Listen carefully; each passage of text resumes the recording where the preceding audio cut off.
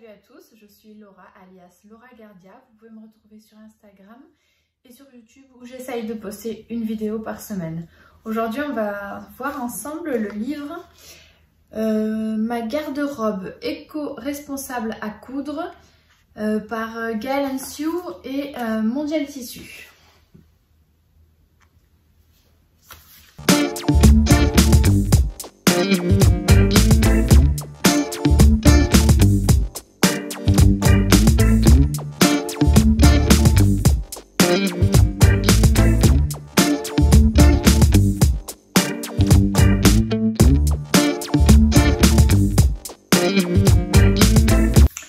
Alors, je cherchais un livre avec des patrons de couture où dedans je trouverais des bons basiques, des modèles à pouvoir reproduire plusieurs fois en y ajoutant quelques détails, etc.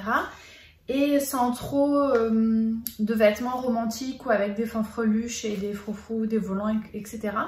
Moi j'aime bien les choses plutôt simples et basiques.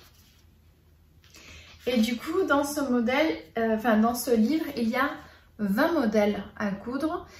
Et à partir du moment où je vois au moins 3 modèles qui me plaisent, je considère que c'est déjà bien à la première lecture du livre pour acheter un ouvrage. Alors, du coup, on va commencer ensemble. Au début, il y a le sommaire, où on a un aperçu de tous les modèles présentés dans le livre. Donc ça, je trouve ça chouette. Je trouve qu'on a rapidement un aperçu des modèles présentés et on peut voir si ça peut nous plaire ou pas. Au début, il y a une introduction à pourquoi faire sa garde-robe avec des explications assez basiques comme régler la tension, faire sa marche arrière, coudre droit, l'importance du repassage, etc. Donc je trouve que c'est un livre qui est bien pour les débutants et aussi pour les expérimenter en couture, parce que je pense que sur certains modèles, on peut prendre le patron de base et aller un peu plus loin selon nos envies. Après, ça explique aussi le matériel de base, les tissus, les principaux outils nécessaires à la couture, comment décalquer son patron. Et ici, au début, du coup, il y a le guide de taille. Donc, ça va de la taille 34 à 48. Et ça commence directement ensuite avec le premier modèle qui est une blouse.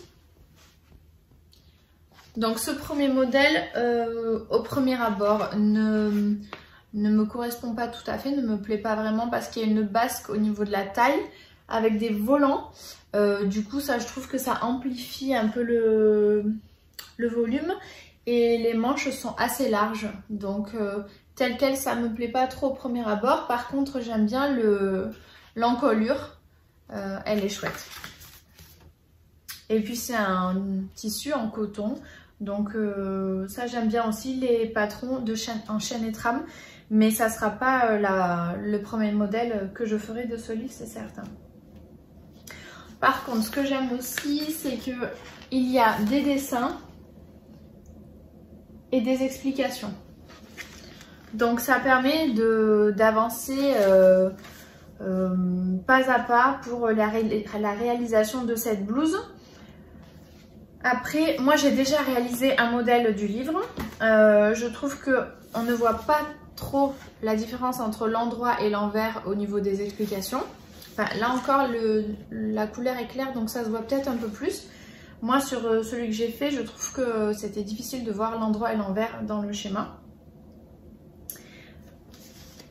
Voilà, encore une photo de la blouse. Ensuite, il y a le patron numéro 2, c'est une combinaison. Les photos sont jolies, je trouve qu'on arrive bien à se rendre compte, sauf pour celle-ci. Alors en photo sépia, c'est vrai, c'est joli, mais en fait, on a du mal à voir les détails. Parce que que ce soit monochrome, comme ça, on a du mal à voir. Par contre, le plan de coupe, lui, on le voit bien. Ça, c'est agréable. Et ce que je trouve dommage, c'est qu'il n'y a pas de dessin technique. Donc ça, c'est un peu dommage. Moi, j'aime bien quand il y a un schéma technique. Et là, il n'y en a pas. Par contre, voilà. Il y a des grandes photos. On arrive bien à se rendre compte du modèle. Donc ça, c'est pour la combinaison avec un dos nu et là c'est le dos élastiqué. Une longue ceinture au niveau de la taille. Ensuite, le modèle numéro 3, c'est une jupe asymétrique avec court devant et long derrière. Si on a un tissu à mettre en valeur, que ce soit par un grand motif ou une jupe avec une belle matière, un beau tombé, ça peut être intéressant. À voir. Peut-être en faisant même cette jupe et puis un petit top avec le même tissu, ça pourrait faire comme un ensemble et ça pourrait être joli. Donc toujours pareil, plein de dessins, c'est assez détaillé. Après, il donne aussi des endroits où il y a astuces pour avoir un ourlet régulier. Au niveau des explications, je trouve que c'est plutôt bien pensé. Numéro 4, il y a une robe blouse. Là, je trouve qu'on voit pas trop, on ne se rend pas vraiment compte du modèle. Parce que déjà, il n'y a pas le schéma technique. On dirait que c'est un col roulé, mais en fait, je crois qu'elle a un t-shirt en dessous la robe et que c'est une robe col V. Là aussi, que ce soit en noir et blanc, je trouve que ça gêne pour bien voir les détails de cette robe. Et vous voyez, on dirait qu'elle a un col roulé. Mais en fait, non. Je pense que c'est une deuxième pièce. Je sais pas. Je pense qu'elle a un t-shirt en dessous. Là aussi, il y a une autre photo, mais elle a encore le t-shirt en dessous. Moi, comme ça, on dirait que le modèle ne me plaît pas, mais je me dis que finalement, si le cou est dégagé, ça peut être joli. À voir. Je trouve ça dommage d'avoir mis un t-shirt en dessous. Ensuite, il y a un numéro 5, la robe d'été. Celle-là, je la trouve jolie. Quand j'ai feuilleté le magazine, elle me plaisait. Voilà. Avec justement, du coup, une encolure carrée. Élastiquée ici. Là, il y a un petit nœud au niveau des bretelles. Donc ça, je trouve que c'est assez joli. Et le détail que j'aime bien aussi, c'est qu'au niveau de... Là, c'est une seule pièce. Et après, au niveau de la jupe, il y a des boutons. Et ça, je trouve que ça change et que c'est joli. Après, je pense que si je la fais, moi, je ne ferai pas asymétrique. Je ferai tout droit, voilà, devant, derrière, la même taille. Et il y a peu de pièces à découper. Vous voyez ? Voilà, là, on voit encore une photo. Je trouve que ce modèle est joli. Et pareil, vu que moi j'avais pour objectif d'utiliser des tissus en chaîne et trame, tout le magazine là, il me semble, est fait en chaîne et trame. Donc ça c'est bien, ça peut permettre d'utiliser du denim, de la viscose, du coton, enfin voilà, toutes les matières non stretch. Ensuite il y a la robe salopette en numéro 6. Donc pareil, là il y a peu de pièces. Les bretelles aussi également comme ça, nouées. Je trouve que c'est joli. Là, le modèle, il est en denim et avec les petits boutons pression sur les côtés. C'est un modèle qui me plaît bien. Dans tout le magazine, les marges de couture sont comprises et elles sont de 1 cm. Et il y a la planche patron dans le magazine. Je vous en parlerai un peu plus tard. Ce livre, je trouve, est adapté aux débutantes, comme je le disais, mais surtout parce que au niveau des propositions de finition et même au niveau des explications, ils ne nous disent pas de surjeter les pièces. Des fois, voilà, les propositions, c'est juste de cranter au bas du tissu. Ça, je trouve ça pas très propre comme finition. Voilà, donc moi j'ai tout surjeté mes pièces, dans le livre, ils le disent pas, pareil, de repasser entre chaque étape. Ils l'expliquent au début du livre, mais là, ils le redisent pas, de bien repasser chaque couture. Et ça, je trouve que c'est une étape importante. Quand on est débutant, on va pas forcément le faire, alors que ça va tout changer au niveau du vêtement. Donc voilà cette robe en denim qui est assez jolie et on voit pas très bien, mais là il y a une couture centrale. Voilà. S'il y avait un dessin technique, on verrait un peu plus les détails des vêtements, je trouve. Et moi j'ai réalisé la salopette short, le numéro 7. Alors, j'ai réussi à essayer de me projeter un petit peu malgré le fait que c'est un tissu sombre. La photo est en noir et blanc. On voit pas beaucoup les détails de ce modèle. Et ce qui me plaît aussi, c'est les œillets au niveau des bretelles. Je vous mets tout de suite une photo ou une vidéo portée de ce modèle, la salopette short que j'ai réalisée.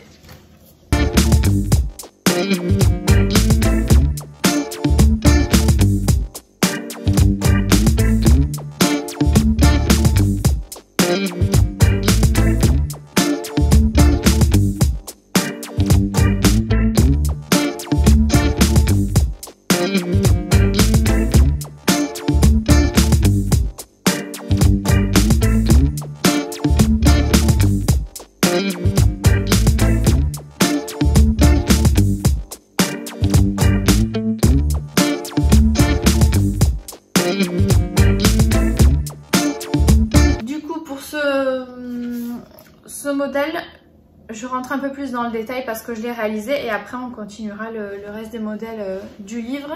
Alors, là ils disent donc des tissus rigides pour réaliser ce vêtement et 165 cm sur 150 cm de laisse pour le réaliser. Moi j'ai utilisé 88 cm de tissu au lieu des 165 préconisés. Donc je trouve que la différence elle est assez énorme. J'ai fait en taille 40 mais selon le tableau détail, mais j'aurais dû faire 38 je pense. Il y a peu de pièces à découper. Par contre moi j'ai un petit peu galéré à comprendre le fonctionnement des pièces sur la planche de Patron. Je vous explique pourquoi tout de suite avec une vidéo avec la planche de Patron. Donc voici la planche Patron et par exemple pour la salopette et la robe, c'est la pièce bleue, donc ça dépend de la taille. Et en fait, moi ce que j'avais du mal à comprendre, c'est que le haut, voilà, c'est pareil. Après c'est parmenture au pli coupé ici. Parmenture coupée ici, droit fil ou au pli selon si on fait la robe ou la salopette. Version robe coupée ici, mais si on fait la version short, faut aller là. Donc moi j'ai réussi à me dépatouiller, mais je pense que si on n'a jamais on commence un peu la couture, je pense qu'on peut un petit peu se perdre. Et la version robe coupée ici, moi j'avais pas compris si c'était le même ou si c'était à ce niveau là, et en fait la version robe c'était l'autre. Enfin, au final, moi, je me suis un peu mélangé les pinceaux alors qu'on dirait au premier abord que ça ne se superpose pas spécialement. Mais en fait, vu qu'une pièce est réutilisée plusieurs fois, ben moi, ça m'a un peu... j'étais un peu confuse. Voilà. Mais au final, je m'en suis sortie. Donc moi, j'ai utilisé en fait quasiment 1 mètre sur une laisse de 150 parce que j'ai rajouté 2 poches à l'arrière, une poche à l'avant et une poche invisible sur le côté de mon vêtement. L'autre côté, j'ai pas pu, enfin j'aurais pu, mais vu que j'ai pensé après, j'ai pas pu. Parce que d'un côté, il y a une patte de boutonnage avec des boutons pression et du coup ma poche, elle arrivait presque là. Donc c'était un petit peu galère, donc j'ai fait la poche invisible que de l'autre côté, mais ça convient bien. Les œillets, j'ai des gros œillets, mais j'ai pas la matrice pour bien positionner mes œillets. Du coup pour l'instant j'ai uniquement fait un petit point de couture ici pour tenir le nœud. Et j'arrive à l'enlever comme ça, on enlève les bretelles. Et vu qu'il y a la patte de boutonnage ici, et ben j'arrive bien à enlever ma salopette. Donc en ce moment il fait encore un peu frais du côté de Montpellier, du coup je la porte avec des collants et j'aime bien le style, ça me plaît bien. Ça change vraiment de ce que j'ai l'habitude de porter. Et puis mais j'avais envie de tester de nouvelles choses et surtout une nouvelle matière. Moi c'est la première fois que je couds du denim et je me suis trop amusée à faire des surpiqûres comme ça. Franchement j'ai trouvé ça ouais, amusant, et de m'appliquer à ce que ce soit bien droit, de coudre avec un fil un peu plus épais. Je trouve que ça change et ça m'avait motivée. La chaîne Abigail Création, j'avais vu ses vidéos où elle fait des vestes en jean, elle récupère plein de denims différents, elle fait des vestes, elles sont absolument canon. Et de l'avoir s'éclater à coudre ses vestes, on dirait qu'elle a une facilité à les coudre, je trouve c'est impressionnant. Ça et puis le défi jean de Emma, enfin ça m'a amené à avoir envie de coudre du denim. Et voilà, ce modèle de la salopette short, je me suis dit je vais la faire en denim. Voilà, vu que c'est un modèle qui est ample, je me suis dit que j'étais pas à 1 cm près comme un jean. Je trouve que ça doit être nickel parce que si ça va pas, ça fait bizarre. Et là, je trouve que vu que c'est un petit peu large, je me dis que le risque était limité. Et du coup, ça me donnait envie d'essayer de coudre du denim. Du coup, je reprends mon carnet de couture. Donc là, j'ai pas pu imprimer le dessin technique parce que il y en a pas dans le livre. Donc j'imprimerai une petite photo et je le mettrai. Comme j'avais fait là pour le livre couture wax. Mais je trouve que ça rend quand même vachement mieux quand on a un dessin technique, quoi. Pour mon carnet, je trouve ça plus joli. Mais bon, tant pis. Donc, j'ai pas précisé, mais le livre est de Gaëlle Ensue sur Instagram, Gaëlle Cuvier.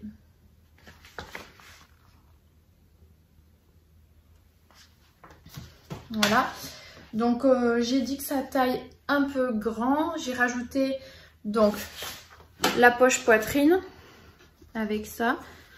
Voilà, ça je me suis inspirée d'une vidéo pour le montage de la salopette de Make My Lemonade sur YouTube. Je vous mettrai la vidéo en barre de description. J'ai rajouté donc la poche poitrine, 2 poches à l'arrière. Là j'ai pris les... Donc là j'ai pris une chute, là j'avais un bout de rectangle qui restait dans mon coupon. J'ai pris une chute et puis j'ai fait un peu au pif 2 rectangles. Et après voilà, je me suis amusée à faire un dessin. Et voilà. Et ensuite j'ai rajouté la poche invisible de ce côté. Et ça j'ai suivi une vidéo de Sophie, et je vous mettrai aussi sa vidéo en barre de description parce que c'est super chouette. Elle nous propose de rajouter des poches sur des robes qu'on a déjà fait, sur des vêtements déjà finis, et de pouvoir rajouter des poches à nos vêtements qui n'en ont pas. Et voilà, vu que là il n'y avait aucune poche sur ce vêtement, et je trouvais ça dommage. Sachant que là je viens de finir la robe, la baroudeuse. Je viens de publier une photo sur Instagram et il n'y a pas de poche invisible comme ça sur le côté, et je trouve que ça manque. Quand on met le vêtement, je sais pas, instinctivement on a envie de mettre les mains dans les poches. En fait il n'y en a pas, ça me manque. Donc je pense que je vais tout le temps mettre des poches à mes vêtements. Et au niveau de l'ourlet, j'ai fait comme indiqué dans le patron. J'avais peur que ça taille un peu court, mais au final ça allait bien. Donc c'est un rentré de 2 cm et un ourlet de 3 cm. Voilà pour ce modèle. Si vous avez des questions, n'hésitez pas en commentaire. Vous pouvez me les poser, je réponds à tous les commentaires. Et n'hésitez pas aussi à vous abonner si mon contenu vous plaît, si vous voulez suivre mes aventures en couture. Abonnez-vous, c'est gratuit et ça fait toujours plaisir. Donc on continue avec le modèle suivant, c'est le débardeur. Que je trouve assez joli et que j'aimerais bien me réaliser. Il y a simplement une parmenture, le débardeur n'est pas doublé. Il est à nouveau resserré à la taille, comme on a vu au début du livre pour un autre modèle. Donc il est resserré ici et il a les bretelles croisées. Je trouve que c'est un détail assez joli. Et l'encolure en V, j'aime bien aussi. Là, c'est un tissu léger, satin, cotonnade, polyester, gaze de coton qui sont préconisés. Ah oui, aussi un détail, mais qui a son importance. S'il y a exactement ce tissu-là qui vous plaît et que vous avez envie de réaliser ce modèle, vu que c'est un livre réalisé avec Mondial Tissu, vous avez la référence. Il est où? Là. Vous avez la référence exacte du tissu. Donc pour la salopette, je pensais que c'était du denim et en fait je suis allée voir la référence sur le site Mondial Tissu et j'ai vu que c'était pas du denim, c'était un velours côtelé. Mais moi je l'ai réalisé en denim, mais je trouve que c'est très chouette de nous donner ces informations. Comme ça, si on veut exactement le même rendu, on peut aller voir sur le site de Mondial Tissu, on voit au moins le poids du tissu, etc. On peut avoir des détails plus précis. Donc ça, je trouve que c'était une bonne astuce. Voilà le débardeur. Ensuite, il y a le pantalon. Pareil, là, je trouve que ça, c'est joli, hein, mais on a du mal à voir les détails avec ces couleurs. Donc, c'est un pantalon avec une taille élastiquée. Et toujours là, ça revient hein, entre les bretelles qui sont nouées et tout, la ceinture nouée. Sur la taille élastiquée, je trouve ça joli. Par contre, il me semble un peu court. Moi, j'aimerais bien me le réaliser, mais en version un petit peu plus longue. Voilà. Je trouve qu'il est chouette et au niveau des explications, ça a l'air assez facile, assez compréhensible. Voilà, et on voit avec les poches.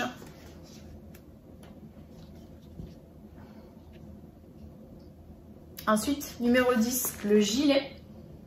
Alors ça, j'étais très contente aussi dans ce livre qu'il y ait un gilet parce que c'est assez pratique. Moi, je trouve quand même les gilets, là il fait un peu frais, entre mi-saison ou même l'hiver, selon la matière qu'on choisit pour réaliser son gilet. Et avoir un patron comme ça dans ma Patron-Tex, ça me plaisait pas mal. Par contre, les manches, elles me paraissent pareil, un peu courtes, quoi. Moi, si je le réalise, je vais rallonger direct de 15 cm, je pense. Voilà, et il a l'air assez simple à réaliser. On voit qu'il n'y a pas énormément de pièces. Ils nous disent combien? 4 pièces en tout. 4 pièces, toutes les marges de couture comprises. Ça a l'air facile à réaliser. Après, là, un détail, mais qui est important, je trouve. On dirait qu'ils ne nous disent pas.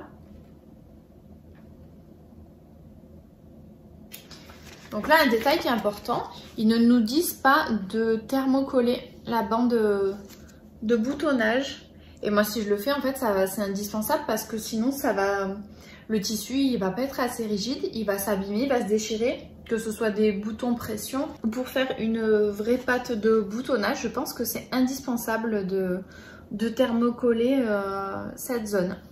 Et ça, ils ne le mettent pas, peut-être que justement, c'est pour être plus accessible aux débutants. Ils veulent pas trop compliquer la chose, je ne sais pas. Mais Mais voilà, je pense que c'est nécessaire. Et là, c'est pas un coton Chaînette Rame, hein, c'est un tissu stretch avec minimum 5% d'élastane, jersey, velours stretch, de la maille. Et on a également voilà, la référence du tissu Mondial Tissu. Pour aller vérifier voilà, l'épaisseur, je trouve, des tissus. C'est toujours bien de voir l'épaisseur des tissus, selon le projet qu'on souhaite réaliser. Donc le gilet, voilà. Ça, je pense que je vais le réaliser. Ensuite, on a la chemise. Donc, la chemise numéro 11. Alors, ce modèle, je le trouve joli, mais un petit peu trop ventre à l'air pour moi. Mais je le trouve mignon.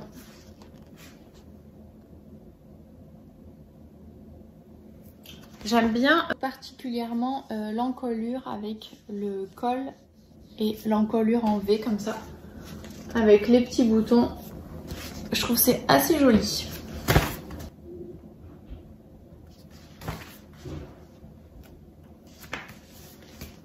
Après par contre là les manches bouffantes ça sera pas du tout pour moi, mais ce détail là me plaît beaucoup.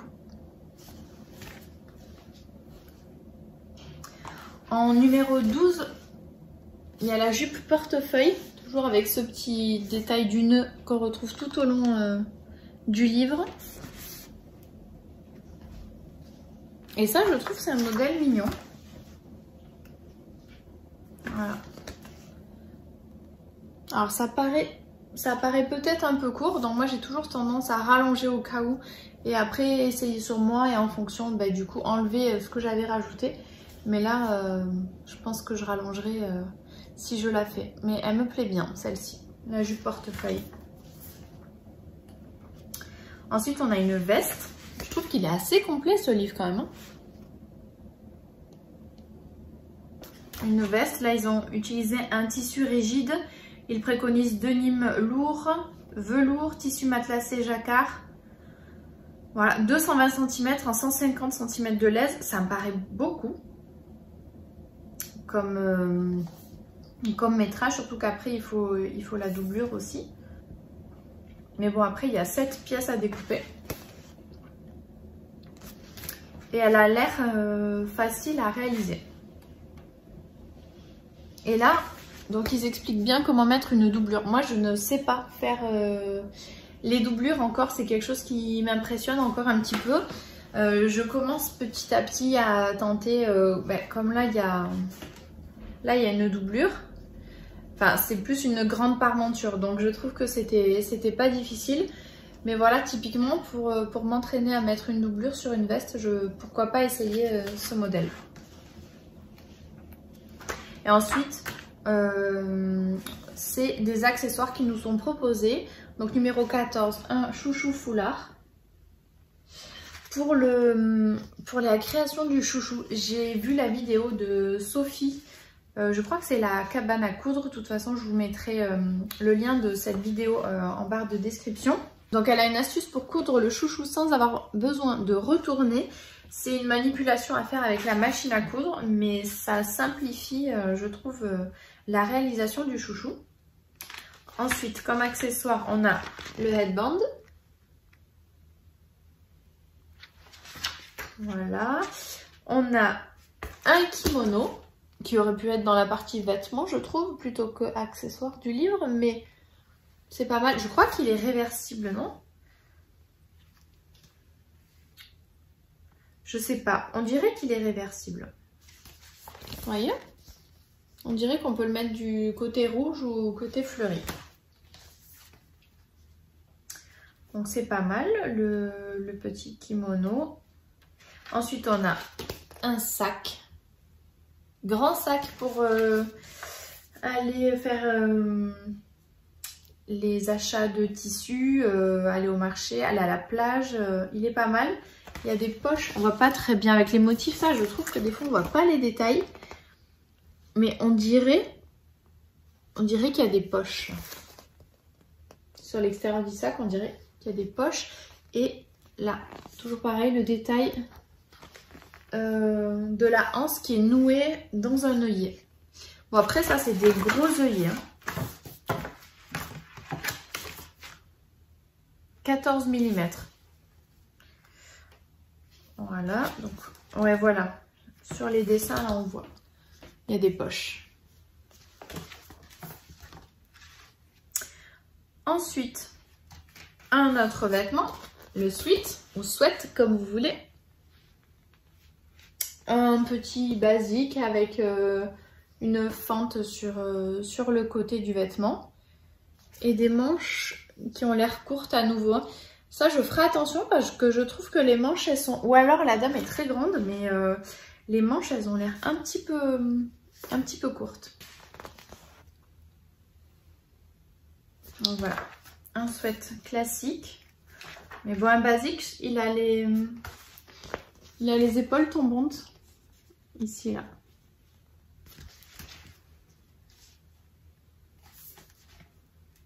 Pourquoi pas, à voir, à tester. Et là, c'est un top. C'est un t-shirt stretch, minimum 5% d'élastane. Et là, ils ont laissé tous les bords à cru. Donc, il faut vraiment un tissu qui ne va pas s'effilocher. Parce que la finition a cru. Et là, même, on dirait qu'ils ont mis envers contre envers les côtés et qu'ils ont cousu ici. Ça fait effet manche un petit peu papillon. Là, on voit là, sur la découpe du vêtement, c'est une seule pièce pour le devant et le dos.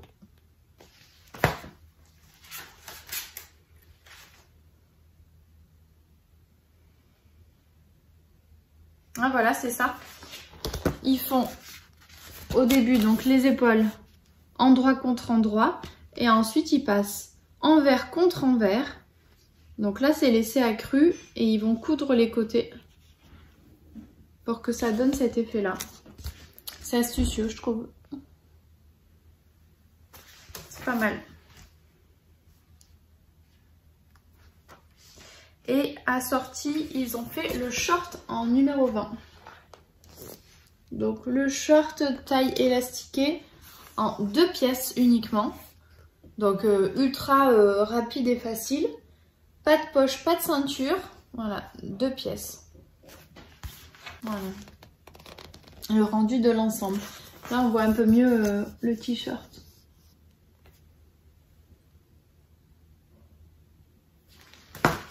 Voilà, c'est tout pour ce livre. Donc, c'était ma garde-robe éco-responsable à coudre.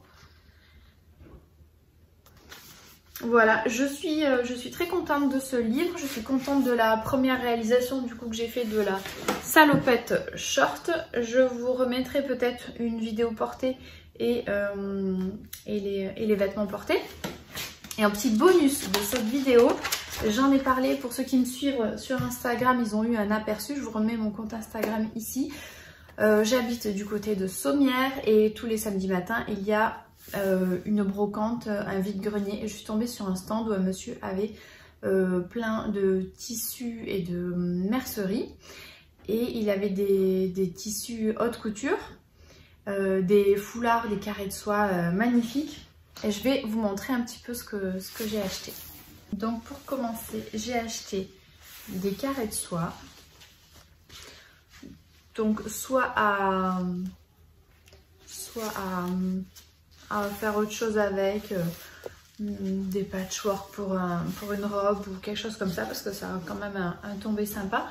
Et sinon déjà en utilisation directe pour tenir chaud là derrière la nuque quand on a un entre-saison qui fait à la fois chaud et froid. Moi c'est ma grande soeur qui m'a fait découvrir ça. Les carrés de soie pour se protéger la nuque du froid. En fait ça tient 10 fois plus chaud qu'une énorme écharpe. Juste un petit carré de soie et ça tient de suite chaud. Donc j'ai pris donc celui-là dans des tons un peu plus neutres je trouve. Et celui-ci qui est hyper coloré. Je le trouve trop joli aussi.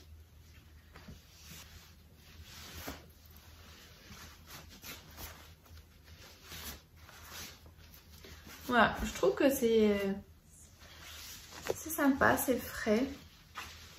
Voilà. Donc soit je les garde comme ça, soit faire autre chose avec. À voir. Et un autre vert sapin. Avec des petits pieds de poule dessus. Pieds de coq, pieds de poule, je ne sais pas. Et des fleurs. Je sais pas si on voit bien. Et pareil, il est hyper agréable. J'aime beaucoup aussi. Donc ça, c'était des carrés de soie. Voir si je fais autre chose avec, si je upcycle ça ou si je les garde en l'état, je ne sais pas encore. Et ensuite, il y avait 4 coupons de tissu, mais j'en ai que 3 là parce que l'autre, il est en train de sécher, mais c'est un énorme voile de coton blanc, fin, pour faire justement des doublures ou des fonds de robe. Alors, tout d'abord, j'ai vu celui-ci. C'est un énorme coupon, je ne sais pas combien il y a, je pense qu'il y a au moins 3 mètres.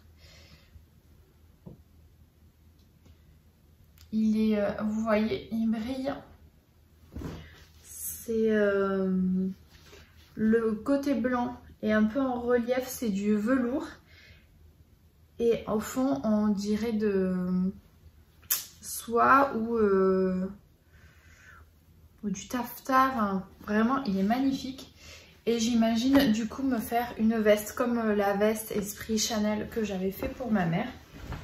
Voilà, bon, là-dedans, j'ai ce qu'il faut pour faire une veste, une jupe, peut-être la jupe de Vanessa Pouzet, la mini, avec le zip au milieu, ça peut être bien aussi. Ou une robe droite. Franchement, ben, je pense que je peux tout faire dans ce coupon. Je verrai par quoi je vais commencer, mais je le trouve trop joli. Et il est orange, mais un joli orange. J'aime beaucoup.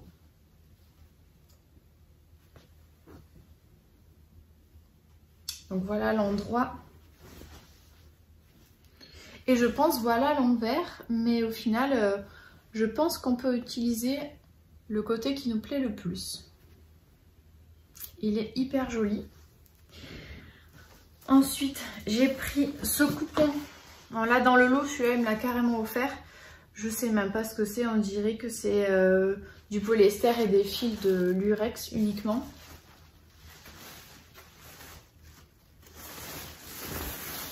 Bon, pareil, là aussi, j'en ai... surtout pour ce que je veux en faire, j'en ai beaucoup. Il est plus quali que dans les magasins de tissus. Des fois, il y a un rayon un peu déguisement, etc. Ça fait un peu cheap. Là, ça fait pas cet aspect-là. On dirait vraiment que du lurex. Et en fait, j'avais vu j'avais à une époque un débardeur noir tout simple. Mais en fait, il avait juste... comment vous montrer? Il avait juste 2 bretelles comme ça, mais très fines. Et c'était un débardeur tout noir, tout simple. Col carré, mais en fait, il m'allait plus. Et juste des bretelles comme ça. Et du coup, je le trouvais quand même joli. Et j'aimerais bien refaire donc tout ce coupon pour faire 2 bretelles. Peut-être que je serai inspirée pour d'autres choses, je ne sais pas. Mais en tout cas, voilà, j'ai bien envie de me faire un top noir avec ce petit détail doré. Et enfin, j'ai trouvé un coupon. Celui-là, vous l'avez vu sur Instagram, je pense. Je l'avais mis en story. C'est un coupon assez épais, doux, je sais pas. Donc là, on voit directement que c'est un tissu qui a été fait pour Givenchy. Et là, j'ai un coupon de 3 mètres. Voilà, dans des couleurs chaudes. Donc, c'est un fond noir avec... là, ça fait vraiment brique. Et là, un orange un peu curcuma, je trouve. Et brique. Et je le trouve trop joli. Et puis ça, il n'y a pas... Quand on voit tout plein de magasins en ligne qui nous montrent, oui, tissus de grandes marques, etc. On ne sait pas. Pour la plupart du temps, ils n'ont pas le droit de le dire pour quelle marque de vêtements c'était. Bon, ben là, au moins, c'est écrit sur la lisière, quoi. Et je le trouve canon. Et il est, je pense que c'est du coton, mais je sais pas, il a un aspect un peu épais. Enfin voilà, j'ai hâte de me faire quelque chose de temps. Est-ce que vous avez des idées de patrons? J'ai 3 mètres, donc je peux faire une robe, pourquoi pas à nouveau une colette, comme j'avais fait avec Julie de Sumibo, une magnolia aussi de Direndo, pourquoi pas. Je sais pas, parce qu'il a un beau tombé. Il y a la réglisse de Direndo que j'aime bien aussi. Voilà. Il y a pas mal de choses que je pourrais réaliser et je vais bien réfléchir au modèle. Proposez-moi des patrons s'il y en a qui vous plaisent, que vous imaginez là-dedans, qui pourraient m'inspirer. J'aimerais beaucoup vous lire dans les commentaires. Enfin, voilà pour ce mini haul en bonus de fin de vidéo. N'hésitez pas à me dire ce que vous avez pensé de ce livre, Ma garde-robe éco-responsable à coudre. Et puis, je vous dis à bientôt. On se retrouve pour une prochaine vidéo. Salut!